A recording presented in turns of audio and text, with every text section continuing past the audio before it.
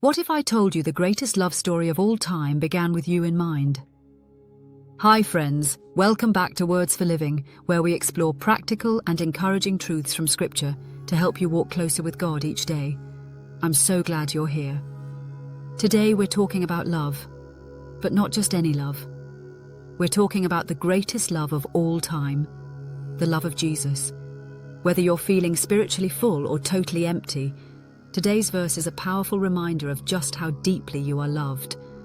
If you're new here, be sure to hit that subscribe button so you never miss a daily devotional. And if this message encourages you, go ahead and give it a like. It helps others find the same hope and truth you're about to hear. John 4:9, NIV. This is how God showed his love among us.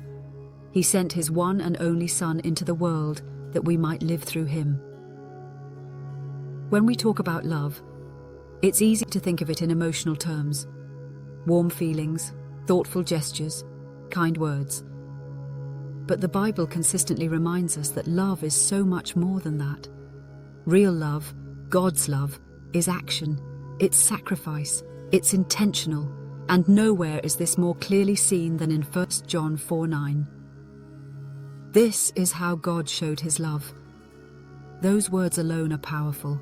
They tell us that God didn't just say he loves us, he proved it.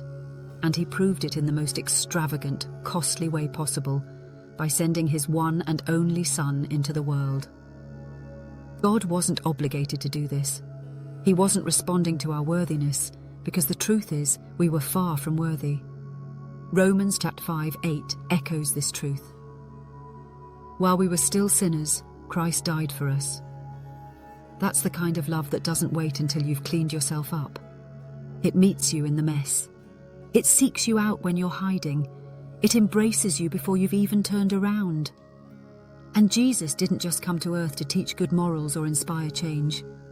He came with a specific mission, to make a way for us to live through him. That phrase, live through him, is more than just about going to heaven one day. It's about a whole new way of being, right here and now. To live through Jesus means that our source of strength, identity, and purpose is found in him. It means that his love becomes the lens through which we see the world. It means that our lives are not just improved, they're transformed.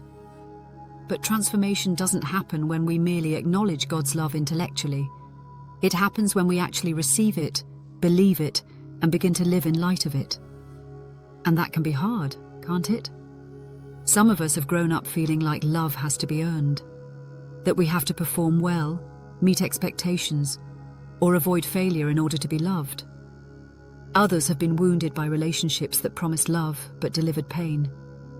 So when we hear that God loves us unconditionally, something in us resists.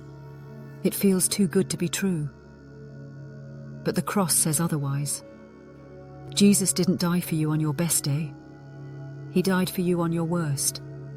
And if he could love you then, you can trust that he loves you now. This kind of love changes everything. It heals shame, it restores identity, and it calls us to love others in the same way. John goes on to say in the verses surrounding this passage that, since God so loved us, we also ought to love one another. 1 John 4:11. When we grasp how deeply we are loved, we begin to overflow with love toward others, not out of obligation, but out of gratitude. The great love of Jesus is not just a doctrine, it's a daily invitation to receive love, to live through love, and to give love freely, just as it was freely given to us. God's love isn't distant.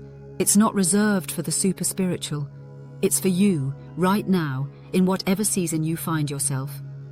If you feel overlooked, unloved, or unworthy, let this truth settle deep in your heart. The God of the universe saw you, knew you, and still sent his Son for you. That's how valuable you are to him. This week, lean into that love. Let it change how you see yourself and how you treat others. Maybe that means spending quiet time just reflecting on what it means to be loved unconditionally.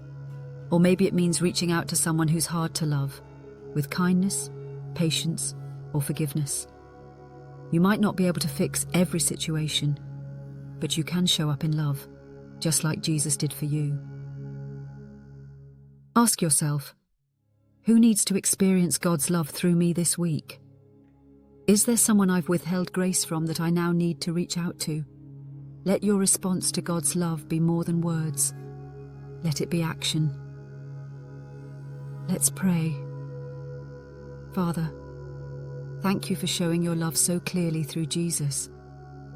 You didn't wait for us to come to you. You came to us. Your love is greater than our flaws, our failures, or our fears. Help us to receive it deeply and then live it boldly. Teach us to love others not because they deserve it, but because you've loved us beyond what we could ever deserve. In Jesus' name, amen. God's love is not just a truth to believe, it's a life to live.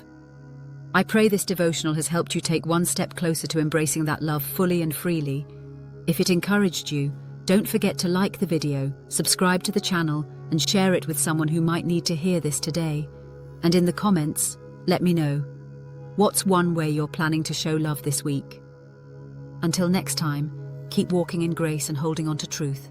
See you in the next video.